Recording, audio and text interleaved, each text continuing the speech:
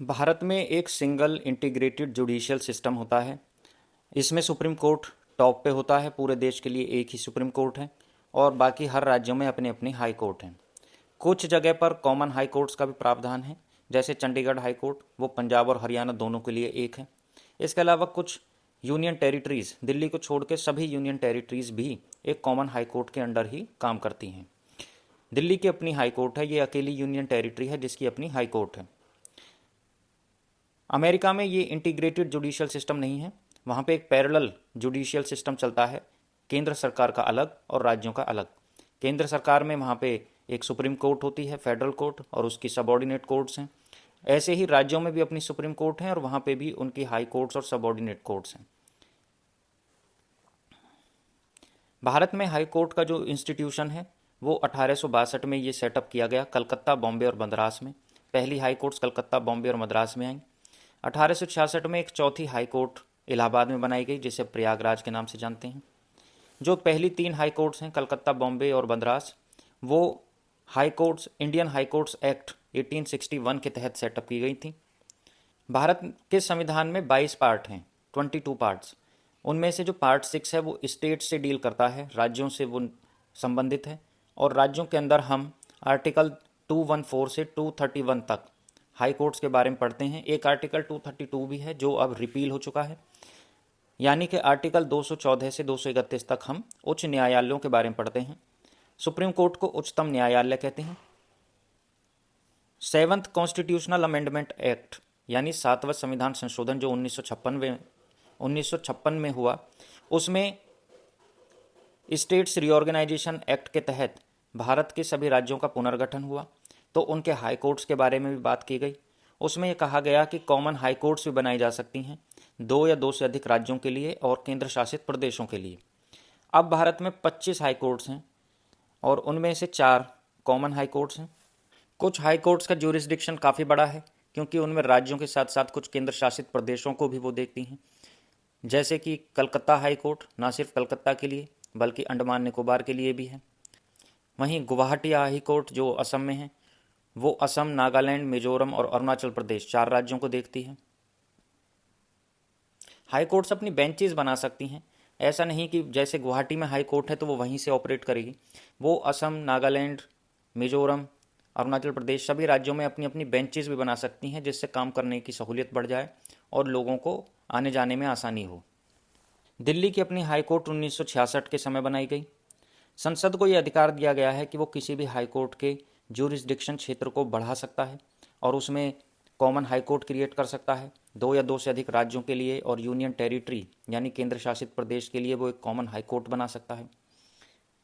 Article 214 में high courts का composition और हर राज्यों के लिए हाई कोर्ट्स होंगे, इसका निर्देश दिया गया है।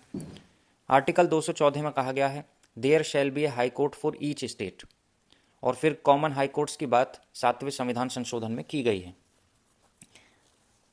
आर्टिकल 215 में कहा गया है कि सुप्रीम कोर्ट की ही तरह हाई कोर्ट्स भी कोर्ट्स ऑफ रिकॉर्ड होंगे, यानी वो अपने पुराने दिए गए फैसलों को भी किसी नए केस में ज्यों का त्यों सुना सकती हैं और कोई भी उसकी खिलाफ वर्जी नहीं करेगा। अगर कोई ऐसा करता है तो उस पर कंटेम्प्ट ऑफ कोर्ट के तहत उसे पनिशमेंट मिलेगी। कोई ये नहीं कह सकता कि ये पुराने केस में दिया गया फैसला है, इस केस में आप क्यों सुना रहे हो। हाई कोर्ट्स और सुप्रीम कोर्ट्स दोनों ही कोर्ट्स ऑफ रिकॉर्ड होती हैं और जो अपने पुराने फैसले हैं उन्हें वो रिकॉर्ड करके रखती हैं, उन्हें वो संजो कर रखती हैं। 216 में कहा गया है कि every high court shall consist of a chief justice and such other जजेस as the president may from time to time deem it necessary to appoint. यानी हर हाई कोर्ट में एक चीफ जस्टिस होगा और उसके अलावा कुछ अन्य जजेस होंगे। वो कितने होंगे ये संख्या कोई निर्धारित नहीं है, ये प्रेसिडेंट के डिस्क्रिशन पर यानी उनकी स्वेच्छा पर आधारित है। वो जितने चाहें समयानुसार यानी टाइम टू टाइम उतने जजेस की अपॉइंटमेंट कर सकते हैं किसी भी हाई कोर्ट में। तो एक बात ये स्पष्ट हो जाती है कि किसी भी हाई कोर्ट में कितने जजेस होंगे ये इसकी संख्या कोई निर्धारित नहीं है। आर्टिकल 216 सिर्फ ये कहता है कि एक चीफ जस्टिस होगा ही होगा और कुछ अन्य जजेस होंगे, और वो कितने होंगे ये सब प्रेसिडेंट की स्वेच्छा पर निर्धारित करती हैं ये चीज़ें। वो वर्कलोड को देखते हुए उनकी संख्या समय समय पर बढ़ा सकता है। आर्टिकल 217 में अपॉइंटमेंट कैसे होगी जजेस की और उनके ऑफिस की कंडीशन क्या होगी वो सब इसमें आर्टिकल 217 में बताया गया है। आर्टिकल 217 अपने आप में बहुत बड़ा आर्टिकल है और ये लगा लीजिए कि हाई कोर्ट का काफ़ी सारा हिस्सा इस आर्टिकल 217 में आता है। जजेस के बारे में बहुत सारी बातें इसी आर्टिकल 217 में आ जाती हैं। पहले अपॉइंटमेंट की बात की गई है। इसमें कहा गया है कि जितने भी जजेस हैं हाई कोर्ट के, उन सबको अपॉइंट प्रेसिडेंट करेगा, चाहे चीफ जस्टिस हो या अन्य जज हो, सभी की अपॉइंटमेंट प्रेसिडेंट करेगा। अगर चीफ जस्टिस की अपॉइंटमेंट करनी है तो प्रेसिडेंट खुद से ना करके कुछ कंसल्टेशन भी लेगा। वो चीफ जस्टिस ऑफ इंडिया से कंसल्टेशन लेगा और जिस स्टेट के हाई कोर्ट में उस chief justice of high court की नियुक्ति होनी है उसके गवर्नर से भी वो कंसल्ट करेगा। और अन्य जजेस जो हाई कोर्ट में अगर उनकी नियुक्ति होनी है तो हाई कोर्ट के चीफ जस्टिस से भी वो कंसल्ट करेगा। हाई कोर्ट और सुप्रीम कोर्ट के जजेस की नियुक्ति के बारे में कुछ जज केसेस भी हुए हैं। मुख्यतः 3 जज केस हुए हैं और चौथा जज केस 2014-15 का जो केस हुआ है उसके बारे में कहा जा सकता है। वहाँ पर एक संविधान संशोधन किया था सरकार ने और हाई कोर्ट और सुप्रीम कोर्ट के जजों की जो नियुक्ति है उसमें एक पॉलिटिकल इंटरफियरेंस वहाँ सुप्रीम कोर्ट को नज़र आया, तो उस पूरे संविधान संशोधन को ही उन्होंने खारिज कर दिया। उसे एक तरीके से चौथा जज केस भी कह सकते हैं।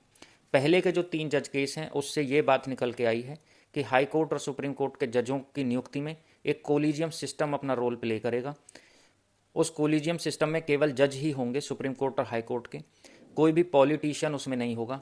तो यानी कोर्ट के अंदर के ही जजेस नए जजों की नियुक्ति कैसे करेंगे उसके बारे में वो कोलिजियम सिस्टम है। तो बहुत से लोगों का ये कहना है, एक्सपर्ट्स का, सरकार का, कि ये जो जजों की नियुक्ति जज ही करते हैं इससे ट्रांसपेरेंसी कम होती है और इसमें एक प्रकार का करप्शन भी देखने को मिलता है। लेकिन फ़िलहाल सुप्रीम कोर्ट ने यही सिस्टम फॉलो करवाया है, कोलिजियम सिस्टम ही रहेगा और किसी भी प्रकार की इसमें छेड़छाड़ सुप्रीम कोर्ट बर्दाश्त अभी नहीं करता है। आर्टिकल 217 को पूरा देखें तो उसमें कहा गया है कि एवरी जज of a high court shall be appointed by the president by warrant under his hand and seal on the recommendation of the national judicial appointments commission refer to in article 124A। एक national judicial appointments commission जो कहा गया है वो article 124A में उसका mention किया गया है।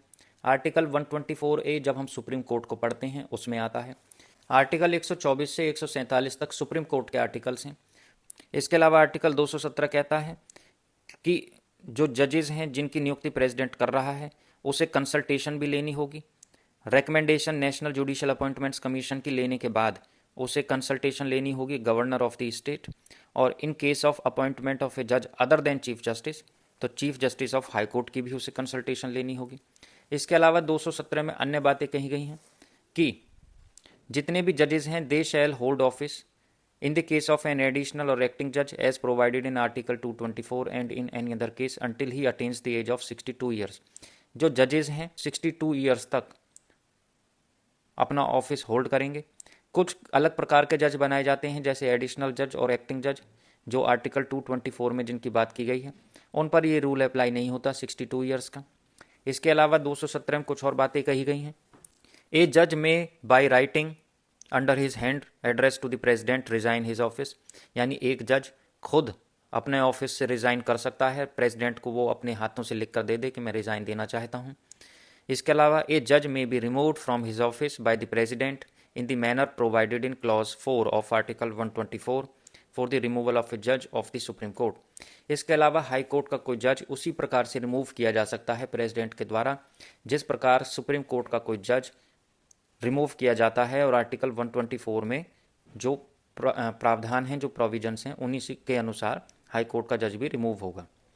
एक प्रकार से हम ये कहें कि इनका इम्पीचमेंट होता है और इनका इम्पीचमेंट करना बहुत ही मुश्किल है। आज तक कोई भी जज भारत के इतिहास में इम्पीच हो ही नहीं पाया है।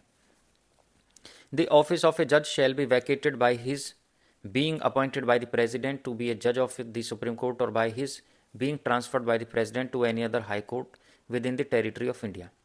इसके अलावा एक ऑफिस जो है किसी भी जज का वो वैकेट हो जाएगा यदि प्रेसिडेंट ने उसे कहीं और के लिए अपॉइंट कर दिया है। मान लीजिए प्रेसिडेंट ने एक हाई कोर्ट के जज को सुप्रीम कोर्ट में अपॉइंट कर दिया है तो उसका ऑफिस वैकेट माना जाएगा। इसी प्रकार प्रेसिडेंट ने उसे ट्रांसफ़र कर दिया है किसी दूसरी हाई कोर्ट में तो अभी उसका ऑफिस वैकेट माना जाएगा। सेकंड क्लॉज जो 217 का है वो कहता है a person shall not be qualified for appointment of a judge of a high court unless he is a citizen of India and has for at least 10 years held a judicial office in the territory of India, or has for at least 10 years been an advocate of a high court or of two or more such courts in succession. इसमें कहा गया है कि जो appointment होगा किसी भी जज का, तो उसके लिए उसे क्वालिफिकेशन उसकी कुछ होती है, उसे वो सब फुलफिल करनी होंगी, उतना उसे क्वालिफाई होना होगा। क्या क्वालिफिकेशन है? पहली तो जनरल बात है कि वो भारत का ही नागरिक हो। दूसरा, वो कम से कम 10 साल पर किसी जुडिशियल ऑफिस में वो नियुक्त रहा हो, किसी जुडिशियल ऑफिस में वो काम उसने किया हो। तीसरा, वो 10 साल तक किसी भी हाई कोर्ट में वकील के तौर पे रहा हो, तो भी वो किसी भी हाई कोर्ट में जज के तौर पे क्वालिफाइड है, उसे नियुक्त किया जा सकता है। इसके अलावा संविधान के आर्टिकल 217 में कुछ एक्सप्लेनेशन भी दी गई है कि इस क्लॉज को फर्दर एक्सप्लेन कैसे किया है संविधान ने, कि in computing the period during which a person has held judicial office in the territory of India, there shall be included any period after he has held any judicial office during which the person has been an advocate of a high court or has held the office of a member of a tribunal or any post under the union or a state requiring a special knowledge of law। जो भी ये period compute किया जाएगा किसी व्यक्ति का कि उसने कितने समय तक कोई जुडिशियल ऑफिस होल्ड किया है, तो उसमें वो सब पीरियड भी इंक्लूड होगा जिस समय में वो व्यक्ति किसी हाई कोर्ट का वकील रहा हो या किसी ट्रिब्यूनल का वो मेंबर रहा हो। तो ऐसे में वो वकील वाला जो उसका कार्यकाल है वो भी उसके जुडिशियल ऑफिस में इंक्लूड होगा। इसके अलावा in computing the period during which a person has been an advocate of a high court, there shall be included any period during which the person has held judicial office or the office of a member of a tribunal or any post under the union or a state requiring special knowledge of law after he became an advocate. यदि वो व्यक्ति एक advocate बन चुका है, उसके बाद भी वो सब पीरियड भी उसके वकालत में इंक्लूड किया जाएगा जिस वक्त वो व्यक्ति किसी जुडिशियल ऑफिस को होल्ड कर रहा है, यानी वो किसी ट्रिब्यूनल का मेंबर बना दिया गया है या भारत सरकार या राज्य सरकार में किसी और जुडिशियल पोस्ट पे उसे साथ में बैठा दिया गया है, वो सब पीरियड भी उसकी वकालत वाले पीरियड में इंक्लूड हो जाएगा।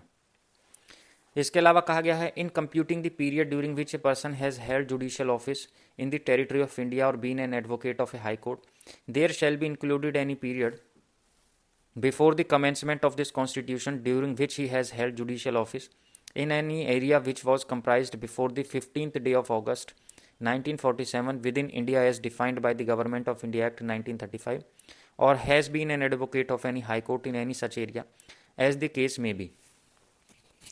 ये जनरली भारत के संविधान के लागू होने से पहले की बात कही गई है। इसके अलावा 217 में आर्टिकल 217 में क्लॉज 3 कहता है if any question arises as to the age of a जज of a high court the question shall be decided by the president after consultation with the chief justice of India and the decision of the president shall be final. यदि किसी भी जज जो high court का जज है उसकी as को कंप्यूट करने में कोई भी क्वेश्चन अराइज होता है, तो कोई भी एक डिस्प्यूट अराइज होता है, तो उस वक्त उसका जो फैसला है वो प्रेसिडेंट के द्वारा ही डिसाइड किया जाएगा। इसमें वो चीफ जस्टिस ऑफ इंडिया से कंसल्टेशन करेगा और बाद में जो प्रेसिडेंट फैसला देगा वो ही फाइनल होगा। तो ये इतना बड़ा आर्टिकल 217 है। आगे के आर्टिकल अगली वीडियो में देखेंगे।